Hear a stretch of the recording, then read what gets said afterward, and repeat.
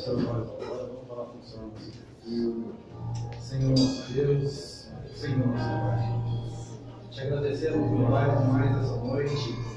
Te agradecemos, Senhor, pela saúde, pela vida que o Senhor tem nos dado. Te agradecemos, meu Pai, por estar na tua casa.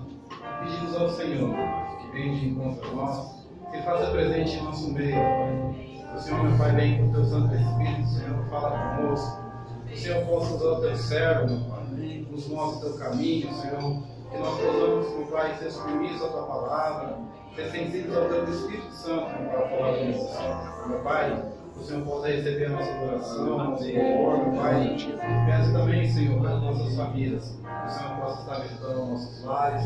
Que o Senhor entre, meu Pai, com o teu poder. Que o Senhor possa trazer cura, salvação, meu Pai, para o nosso lar. Senhor Deus, abençoe a todos, meu Pai. Venha, Senhor, de encontro a nós. Faça-se presente no nosso meio. Eu te agradeço no nome do teu filho amado Jesus. Amém. Graças.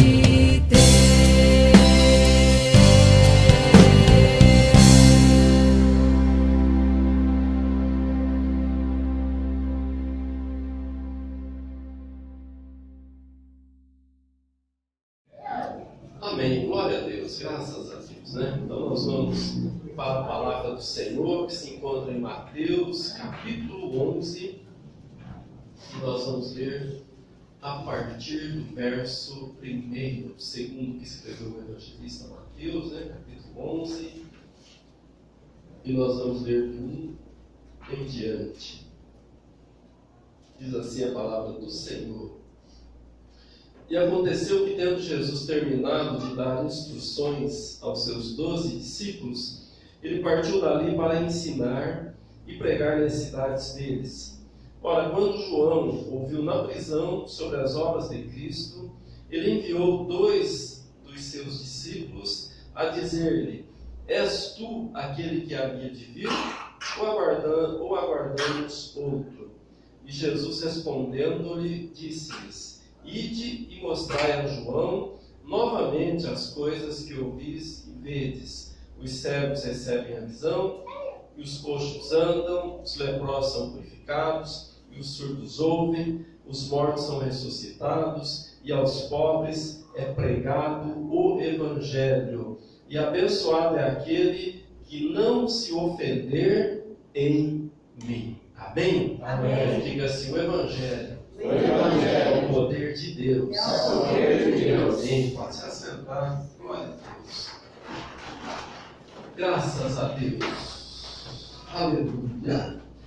Graças a Deus. A palavra do Senhor, ela vai se concentrar, desde o Gênesis até o Apocalipse, ela se concentra num personagem, né? Se concentra numa pessoa. Se você olhar no Gênesis, ele aparece, no Êxodo, e assim por diante, até no Gênesis, essa pessoa ela aparece como um personagem central da Bíblia, né? Um personagem que ocupa a centralidade, que ocupa o lugar mais importante. E quando você olha para os evangelhos, você vai ver que esse personagem, em cada um dos 4 evangelhos, ele aparece com uma característica. Mateus o apresenta de uma forma, Lucas, Marcos, João, enfim, todos o apresentam. Então nós podemos assim afirmar sem dúvida nenhuma, né, esse personagem, você sabe que eu estou falando, o nome dele é Jesus Cristo. Né? E nós podemos afirmar sem nenhuma sombra de dúvida que a Bíblia ela é cristocêntrica. Ela apresenta Jesus como o centro de toda a história bíblica. Ele está ocupando um lugar importante, um lugar, né, centralizado na palavra de Deus. E não é diferente da história, não é diferente na história da humanidade. Você olha para a história e você vai ver que Jesus ele dividiu a história no antes e no depois. Quando a gente estuda na escola, quando a gente vai preencher um contrato, a gente coloca a data de hoje. E essa data, ela é dividida no antes e no depois. Né? Quando o acontecimento ocorreu antes do ano 1, então é antes de Cristo. É interessante que daí a contagem ela é decrescente. Né? Quando ela começa no ano 1, então aí ela é crescente. E é interessante que Jesus ele não só dividiu a história, mas ele dividiu também as nossas vidas, no antes e no depois. A gente, antes de Cristo, a gente era velha criatura. A gente vivia andando sem luz, num mundo tenebroso. Mas quando nós aceitamos a Cristo, quando nós nos convertemos, recebemos Ele no nosso coração, então houve uma grande mudança, houve uma grande história que começou a ser contada. E nós pudemos então agora vivenciar um novo tempo. A Bíblia fala: eis que as coisas velhas se passaram e eis que tudo se fez novo. Aquele que vivia uma vida sem sentido, vivia no pecado, né? Vivia ali sem sentido de vida, agora vive uma novidade de vida. Agora vive numa vitória constante contra o pecado. Antes o pecado dominava a gente, agora nós dominamos o pecado. Amém. Antes as trevas nos enganavam, Agora, nós sabemos muito bem como é que o inimigo trabalha. Nós sabemos muito bem onde é que ele tenta colocar a sua mão suja. E nós estamos preparados, né? Para colocar ele no devido lugar. Amém. A Bíblia fala, resistir ao diabo e ele fugirá de nós. A Bíblia fala que nós somos mais do que vencedores por meio daquele que um dia entregou a sua vida, né? Um dia comprou a nossa vida por um alto preço, lá naquela cruz, derramando seu sangue carmesim, seu sangue limpo, sem mácula, sem pecado, para comprar a tua vida, a minha vida, e nos fazer caminhar em novidade de vida. Quem tem certeza disso, diga amém. Amém. Pode aplaudir, glorificar o Senhor.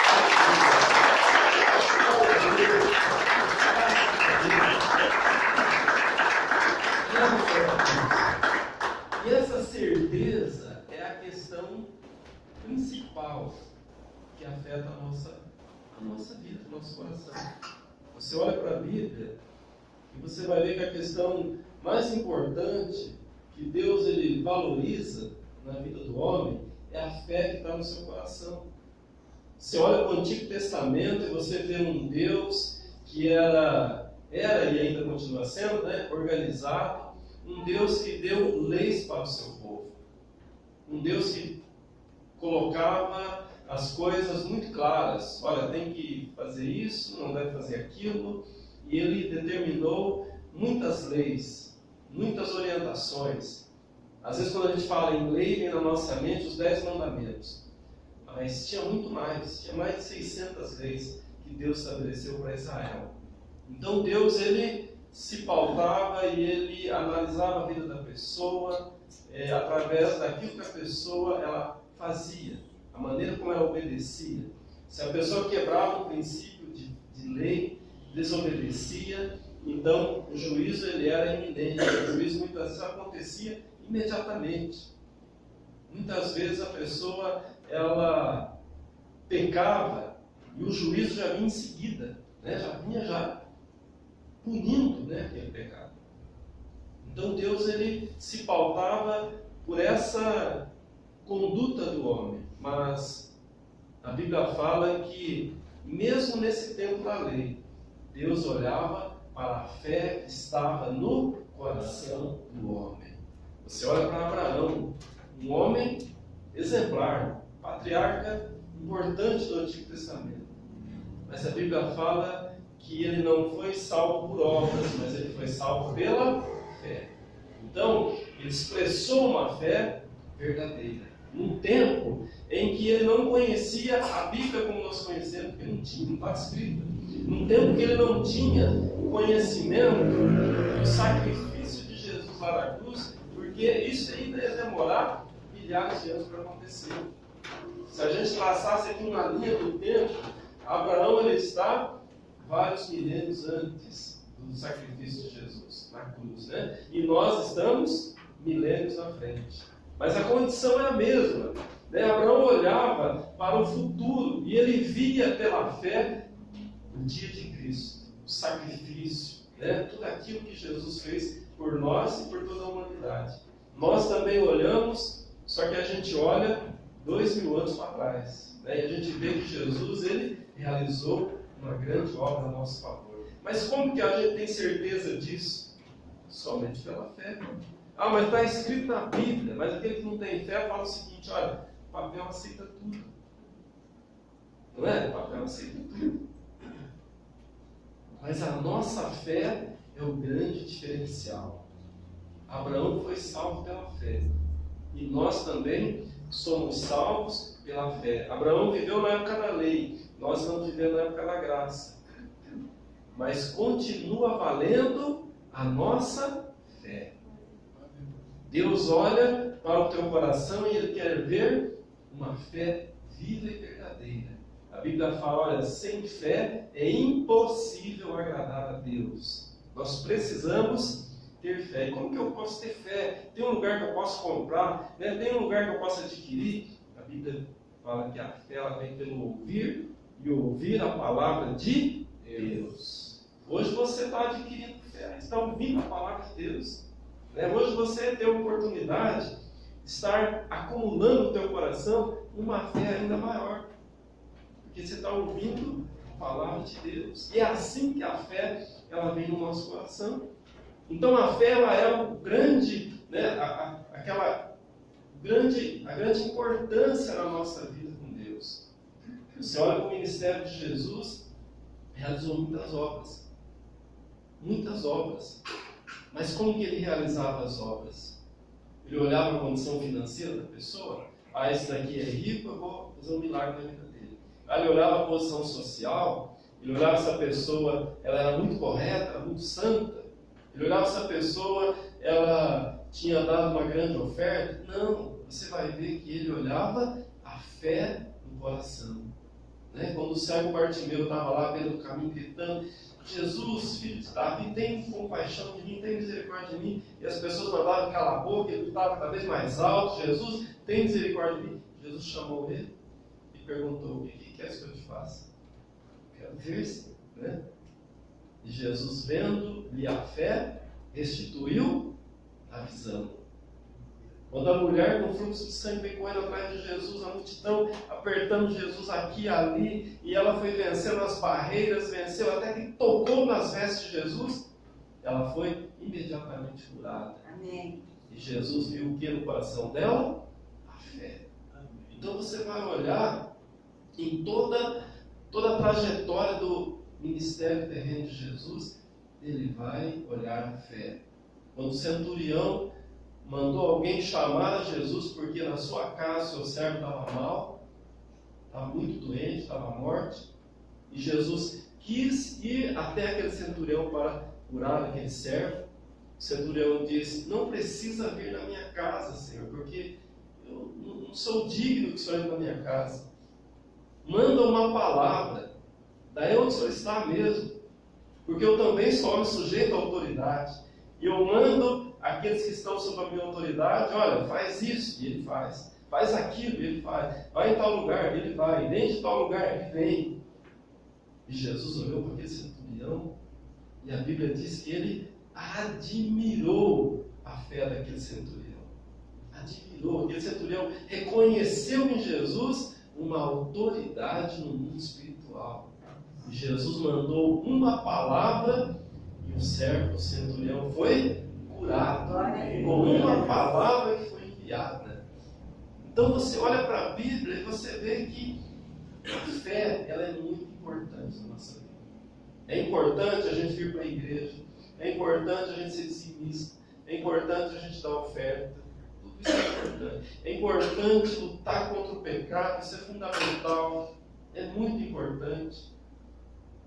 Mas Deus ele olha no nosso coração e Ele quer ver uma fé verdadeira.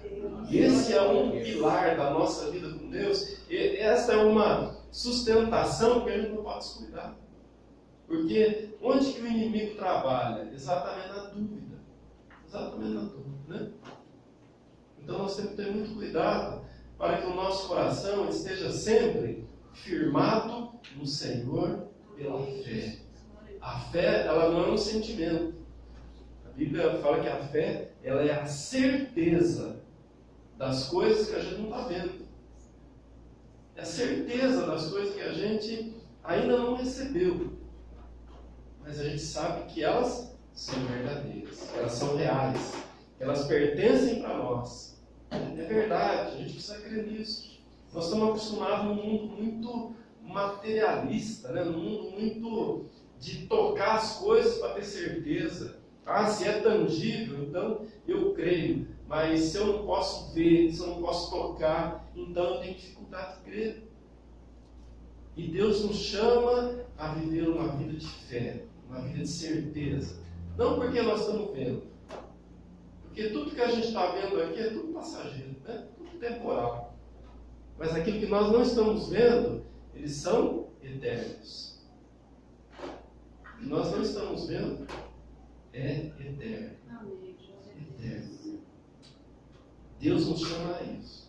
E o texto que nós lemos em Mateus 11, então ele fala de uma questão importante que envolvendo essa questão da fé.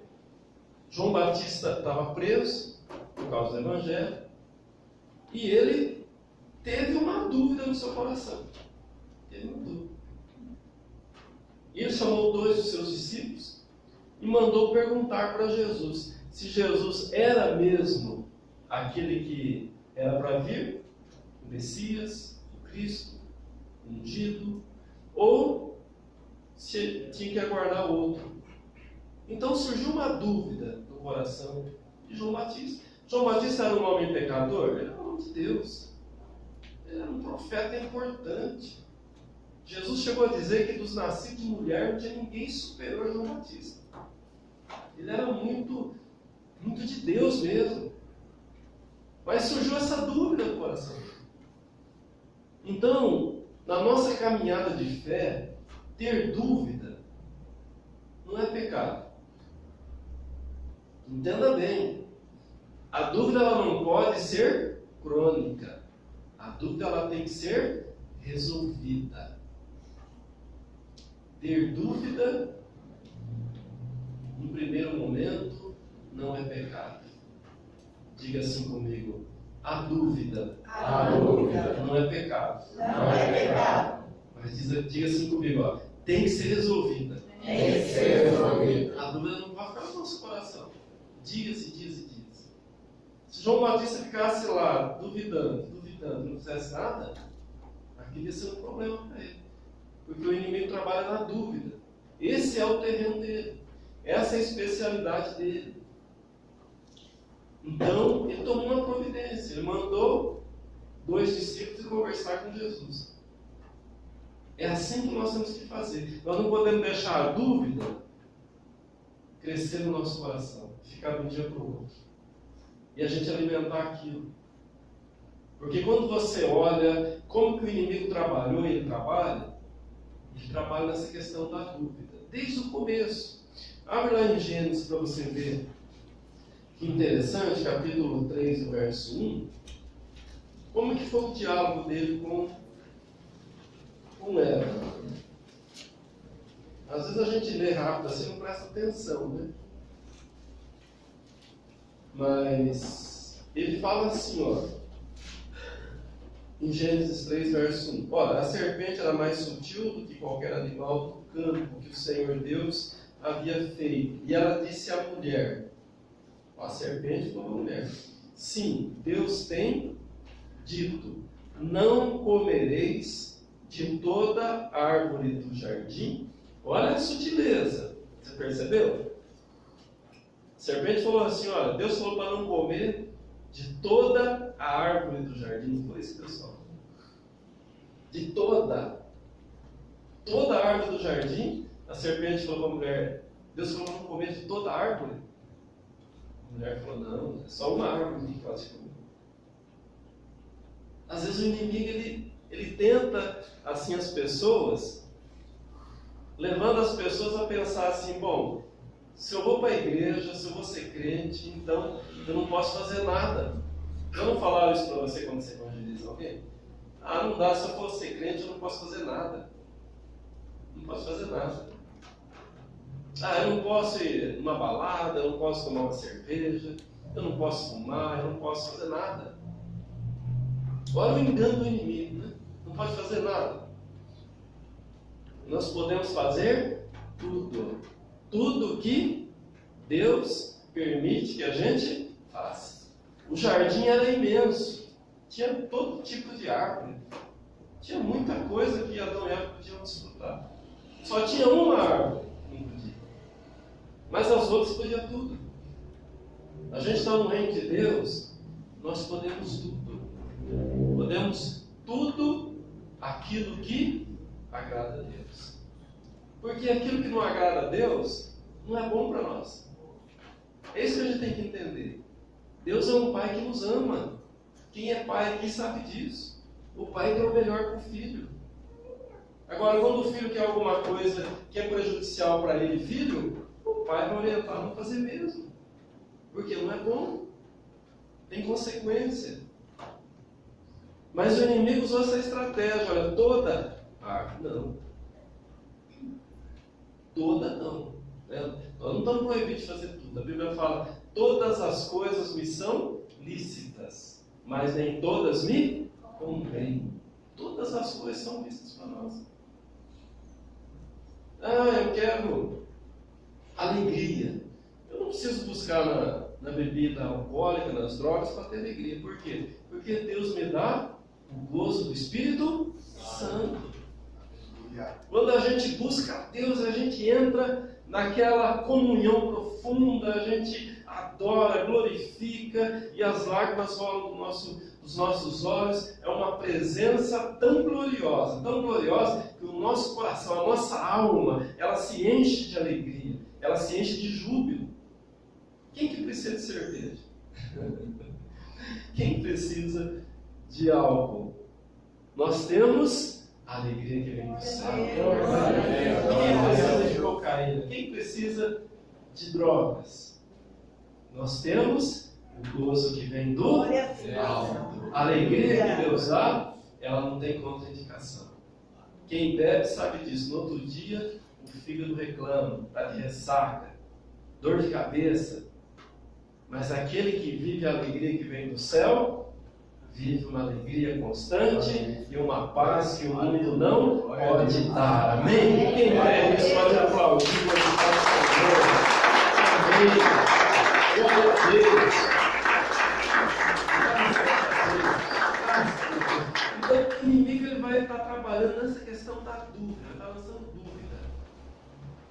Quando você quer adorar a Deus e alguma coisa vem na tua mente contrária à palavra, pode ter certeza, não está vindo de Deus. Não é o Espírito Santo que está falando para você.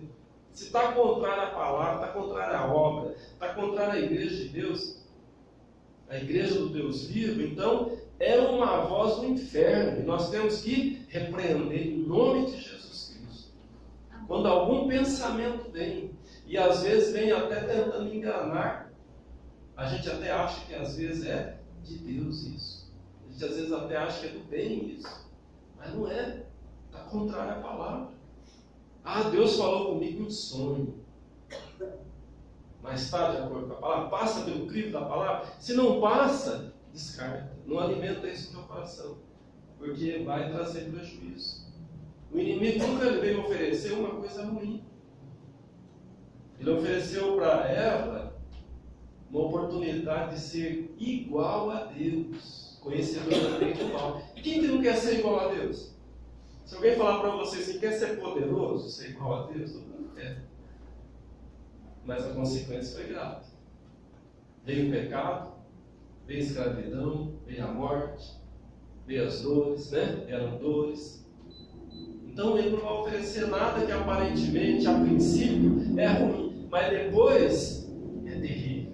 Porque a Bíblia fala que aquele que vive pecando, ele se torna escravo do pecado. E o escravo não tem direito. O escravo, ele é escravo. E ele tem que fazer aquilo que o seu Senhor manda. Então você pode notar, tudo começa de pouquinho, né? Aquele que é dependente do alcoolismo, por exemplo, ele começa com uma dose pequena. Mas depois aumenta e fica dependente. Ele começa com drogas, só para experimentar, e às vezes até de graça, né? Começa de graça, mas depois, se não pagar, não tem. Então, é um laço. Então o inimigo ele trabalha nessa questão da dúvida. Quer ver? Vou mostrar mais um texto para você aí, nessa questão da dúvida. Mateus capítulo 4, um pouquinho para trás aí. Mateus capítulo 4 e o verso número 3.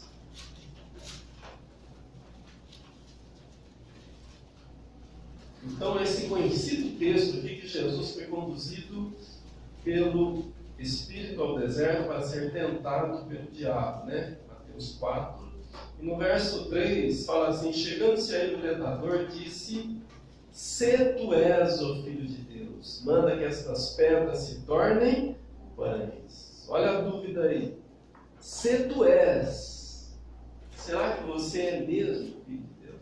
Se tu és, manda essas pedras se transformem em pães. Olha a dúvida, coloca a dúvida. Então a Bíblia chega ao ponto de dizer assim: olha, tudo que não provém de fé é pecado. Tudo que não provém de fé é pecado. Então, tudo que você vai fazer, você está na dúvida, não faça. Ora a Deus primeiro. Busca certeza primeiro. Se você tem dúvida, não é de Deus. Porque Deus não habita na dúvida. Deus habita na certeza. Então faça as coisas com certeza. Faça as coisas com paz no coração. A Bíblia fala, seja a paz de Cristo o árbitro em vossos corações. Né? Se você tem paz, aí você sabe que é de Deus. Se você está vendo que aquilo que você vai fazer está de acordo com a palavra, tudo bem. Se não, não faz. Ore a Deus, busque uma direção do alto. Ah, mas Deus falou comigo em sonho. Toma cuidado. O sonho veio mesmo de Deus? Ou às vezes é da nossa imaginação, às vezes é do inimigo. Então a gente precisa ter certeza para poder fazer. Então, João estava em dúvida. Ele chamou 2 discípulos e falou, perguntar para Jesus, és tu mesmo? Filho de Deus, né? Aquele que era para ser enviado? Então, as estratégias do inimigo, elas trabalham aí na dúvida, ela trabalha também na insatisfação. Essa é terrível, hein? A insatisfação é terrível. Às vezes a pessoa está insatisfeita quando tem tudo. Olha o filho pródigo, na casa do pai tinha tudo, mas não estava contente. Então o inimigo trabalha nessa área da nossa vida, na insatisfação. Às vezes a pessoa está na casa do pai e não está satisfeita, às vezes a pessoa está casada, não está satisfeito com o marido não está satisfeito com a esposa, né? Os pais não estão satisfeitos com os filhos não estão satisfeitos com os pais. Há uma área que o inimigo trabalha, nessa questão da insatisfação. A insatisfação torna o paraíso um lugar tenebroso, pessoal. É uma mesa farta, uma coisa terrível. Mas a Bíblia fala, em tudo dai graças. Amém. Em tudo sede agradecidos. Sede agradecidos. A esposa, agradeça o marido que tem. Minha irmã, no mundo que nós estamos vivendo hoje, que só falta vir uma lei assim para que todo mundo seja homossexual, é verdade. Só falta vir uma lei agora. Está difícil. E você tem um marido que te ama, que está do teu lado, que luta por você. Agradeça a Deus. A esposa, agradeça o marido. O marido, agradeça a esposa. Num mundo tão difícil como nós estamos.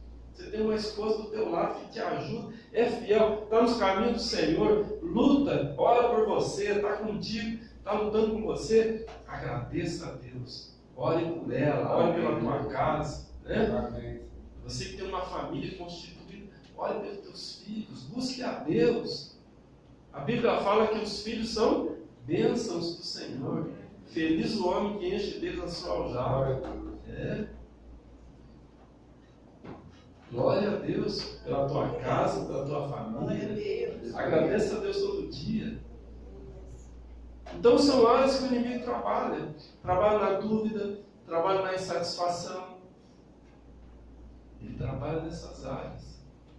Ele trabalha na área do desânimo. Você percebeu agora com essa pandemia quanta gente desanimada? Quanta gente desanimada com a igreja, não tem vontade de vir para os cultos, não tem vontade de ler a Bíblia, não tem vontade de orar, não tem vontade de jejuar. O inimigo está trabalhando nessas áreas. E a gente precisa lutar contra esse inimigo, porque ele é invisível, ele é sutil, ele é terrível. Mas a Bíblia fala que aqueles que são cheios do Espírito Santo são mais do que vencedores. Mais do que vencedores. Nós não estamos aqui para perder ou empatar com o inimigo, não. Nós estamos aqui para vencer. Porque Jesus já venceu ele na cruz. Jesus já despojou. A Bíblia fala que Jesus ele é aquele valente que entrou na casa do que era valente, mas ele era mais valente que o valente. Amarrou o valente, tirou-lhe a proteção e repartiu os despojos. O inimigo ele guarda na sua casa as coisas que são valorosas para ele. Quem que ele tem guardado lá na sua casa? Na casa do diabo. Ele guarda as pessoas que são dele. Aquele já está perdido. Agora você está na igreja, você que é de Deus, o inimigo quer conquistar você. Ele quer levar você para a sua casa. Ele quer conquistar você, porque você pertence a Deus. Então ele detesta que você leia a palavra. Ele detesta que você aumente a sua fé. Ele detesta que você ore, que você jejue, que você consagre. Ele detesta que você valorize a tua casa. Ele detesta isso. Quando a esposa agradece a Deus pelo marido, o diabo detesta isso. É verdade. Quando o marido agradece a Deus pela esposa, o diabo detesta isso. Detesta. Quando você tem um coração agradecido, o inimigo fica irado. Quando você tem um coração generoso, você quer que as pessoas possam ir bem, sejam bem-sucedidas. Quando você ora por alguém, o inimigo se levanta. Olha as nossas reuniões de oração quando a gente começou. Nós começamos com os obreiros, aqui dando oportunidade, começamos uma escola de obreiros. E olha como o inimigo se levantou, não é verdade, irmãos? Eles falavam para mim, olha, pastor, o inimigo levantou, está acontecendo isso, isso e isso. E é verdade. O diabo detesta quando a gente investe no reino de Deus. E quando nós passamos a nos reunir aqui na quinta, nos reunir na quarta, na sede, o inimigo se levantou para causar impedimento, para causar embaraço, para que a gente pudesse ir para a igreja. O inimigo se levantou e causou vários transtornos, mas graças a Deus nós estamos vencendo toda essa luta, não na força do nosso braço, mas pelo poderoso nome de Jesus Cristo. Amém? Os mais que vencedores, podem aplaudir.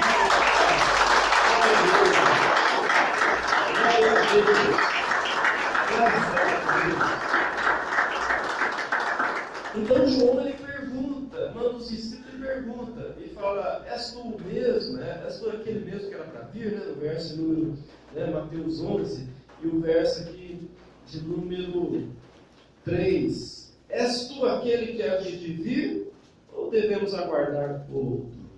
E como que Jesus respondeu? Sim, sou eu mesmo, eu sou o verdadeiro. Tá? Não, no 4 Jesus fala assim, e respondendo disse-lhes, ide e mostrai a João novamente as coisas que ouvis e vedes. Os cegos recebem visão, os coxos andam, os leprosos são purificados, os surdos ouvem, os mortos são ressuscitados, e aos pobres é pregado o Evangelho. O Evangelho é poder. É poder.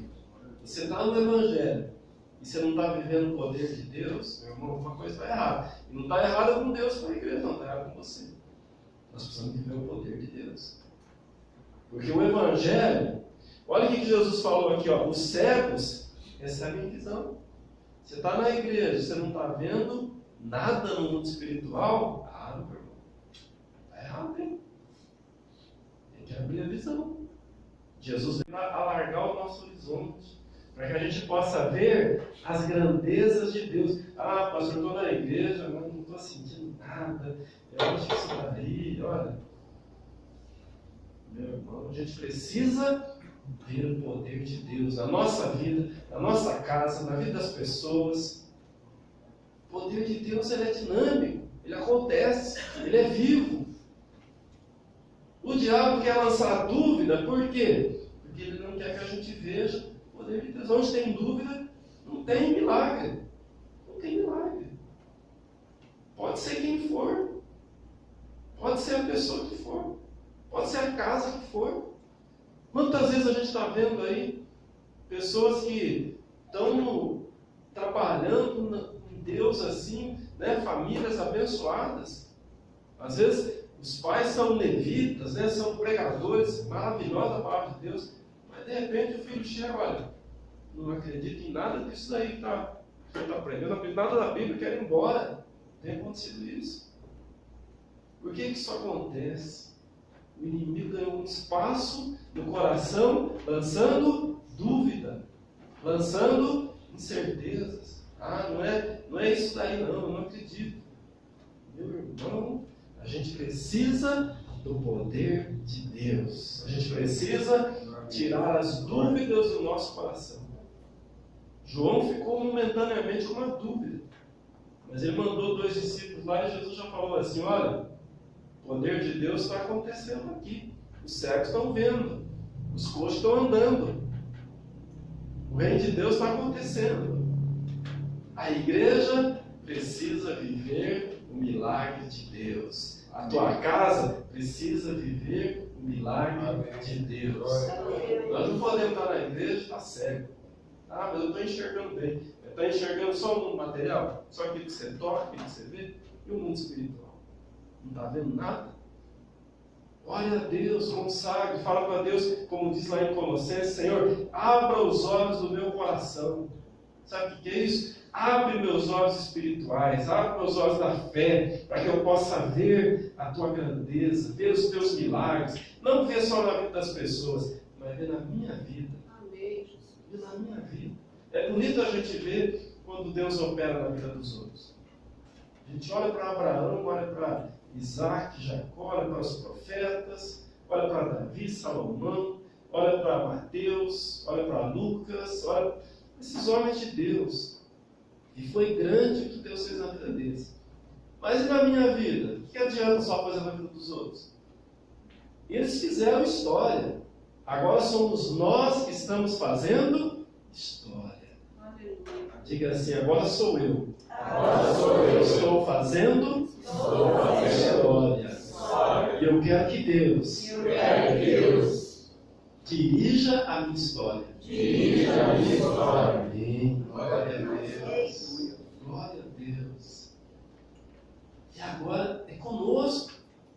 Agora é a gente que tem que ir para cima, lutar contra esse inimigo, usar a nossa fé. Porque o milagre existe. Deus continua sendo poderoso. Amém. Só depende da nossa fé. Depende da hora de buscar. Depende da nossa insistência. Ainda hoje estava falando com uma irmã da igreja, ela falou que está precisando de cura, mas já foi muito no médico, mas não aconteceu ainda essa cura que ela está buscando. Aí eu falei: mas você já teve outras curas, né? Ah, já tive várias curas já. Então, a fé está no teu coração, ela existe. Já foi curada de várias coisas por milagre. Se Deus curou as outras coisas, Ele pode curar agora também. Isso que ela está buscando. É verdade? Então, às vezes a pessoa ela fica em dúvida: será que Deus vai me curar? Será que não vai? Deus continua poderoso. Ele quer curar. Você olha para o ministério de Jesus, Ele queria curar, Ele queria libertar, Ele queria fazer a obra de Deus. Mas Ele precisava que a pessoa tivesse fé no seu coração. Hoje Deus quer que você tenha fé. Ele quer olhar para você e ver a fé. Se existe alguma dúvida, resolva isso. Tira fora, lança fora isso. João teve a dúvida. Ele viu que outros discípulos foram presos, Deus mandou um anjo lá, abriu a cela, libertou Pedro, por exemplo, mas João estava preso. E aí? Cadê o poder de Deus? É normal, humano, a gente é humano, é normal sentir dúvida. Às vezes você vê, estou na igreja, estou buscando a Deus, mas as coisas estão indo tudo, está dando tudo errado para mim. Olha, eu estou lutando no meu casamento, mas as coisas não dão errado. Estou lutando no meu trabalho, mas eu não prospero. Estou lutando na igreja, mas as coisas estão dando errado. É normal sentir dúvida. O que não é normal é a dúvida permanecer e ficar crônica. Tem que ser resolvida. João resolveu. Ele mandou lá os discípulos e Jesus falou: olha, o poder de Deus está acontecendo. Olha, o poder de Deus está bombando aqui. Os cegos estão vendo, os coxos estão andando, os paralíticos estão andando, né? O poder de Deus está sendo pregado para os pobres, para todos aqueles que querem salvação. Deus quer pregar salvação para você. Salvação no seu sentido mais amplo. Não salvação só do fogo do inferno, mas salvação de tudo. Salvação de todas as coisas, né? Salvação de enfermidade, salvar de você mesmo, até de você mesmo, Deus quer salvar. Que às vezes a gente é o problema, a gente pensa que às vezes o problema é o outro, mas às vezes o problema somos nós. Mas Deus quer nos livrar até do nosso egoísmo, até do nosso, da nossa zona de conforto. Deus quer tirar isso de nós. Deus quer nos fazer vivos para vencer toda a estratégia maligna. Deus quer te fazer cheio do poder de Deus. Amém? Quem quer receber, diga amém. Amém. Glória a Deus. Manda a palavra. Glória a Deus. Graças a Deus. Vamos colocar em pé. Aleluia. Enquanto você está aí se preparando para orar, para buscar a Deus, o louvor está se preparando aqui para entoar esse cântico. Eu vou convidar você a fechar teus olhos, aí que você está mesmo, e assim na presença do Senhor. Se existe alguma dúvida no teu coração, não deixa ela permanecer. Trata ela. Pede para Deus para que você resolva isso. Se existe algum inimigo que está se fortalecendo na tua vida, às vezes alguma amargura, às vezes algum ressentimento, resolva isso. Se às vezes você se sentiu injustiçado, injustiçada por alguém que decepcionou você, peça para Deus curar isso no teu coração. Peça para Ele tratar agora, porque Ele está neste lugar, e Ele é poderoso para resolver aquilo que está perturbando você, aquilo que está atrapalhando a tua fé. Mas tome iniciativa. Fala com Deus. João tomou uma iniciativa. Ele chamou 2 discípulos e ele enviou até Jesus. Tome iniciativa. Chame o poder de Deus na tua vida. Invoca o poder de Deus na tua vida agora. Não deixa a dúvida permanecer. Não deixa a amargura azedar o teu coração. Busca a Deus. Se entrega na presença dEle. Clama a Ele, que Ele é poderoso. Ele é maravilhoso. Ele quer fazer a obra na tua vida. Ele quer fazer de você uma pessoa que brilha neste mundo tenebroso. Ele quer fazer de você uma pessoa mais do que vencedora, para proclamar as grandezas dele, para seguir em frente, de cabeça erguida, adorando e glorificando a este Deus que é maravilhoso. Deus querido e amado, em nome de Jesus, eu oro agora para essas pessoas que estão clamando a Ti. Eu intercedo por elas agora. Tua palavra diz que Teu Espírito intercede por nós, com gemidos inexprimíveis, porque às vezes não sabemos nem o que falar. Então agora sim, que o Teu povo alcance de Ti o poder, esse poder que vem do alto. Este coração que às vezes estava confuso, estava, Deus, desanimado. Deus querido, entra com o Teu poder agora. Entra e sai, entra e cura, entra e renova. Aviva a fé neste coração. Em nome de Jesus, toma nas Tuas mãos esta vida. E em nome de Jesus, seja a Tua igreja curada, liberta e abençoada no nome poderoso de Jesus. Aleluia. Quando o louvor vai adorar, vai tomar esse cântico, você vai poder falar com Deus, vai poder se fortalecer aí. A força do poder de Deus.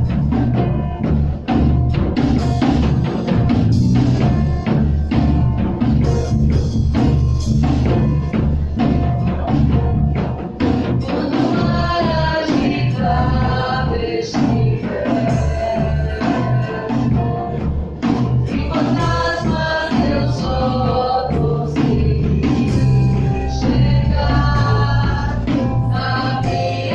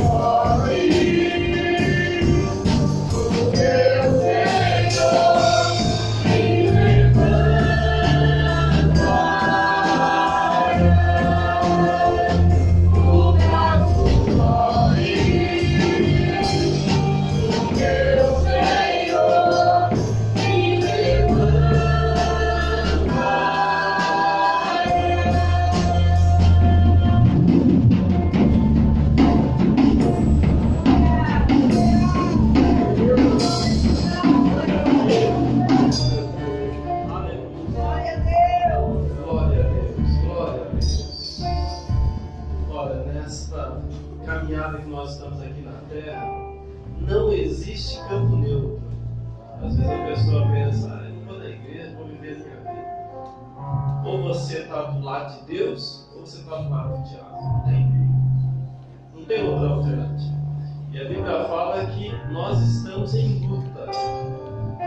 Não é luta contra a carne e sangue, não é luta contra o patrão, não é luta contra a mulher, o marido, a sogra, o sogro, não. É luta contra principados e potestades do mundo espiritual. A nossa luta é mais no mundo espiritual. E a gente não está sozinho. E nós não estamos desarmados, porque Deus nos deu armas poderosas. Diga assim: eu estou na luta. Eu estou na luta. E Deus está comigo. Deus está comigo. Diga assim: eu não estou sozinho. Eu não estou sozinho. E eu não estou desarmado. Eu não estou desarmado. Deus me capacitou. Deus me Deus me deu armas Deus me deu poderosas. poderosas. Em Cristo Jesus. Cristo Jesus. Glória a Deus.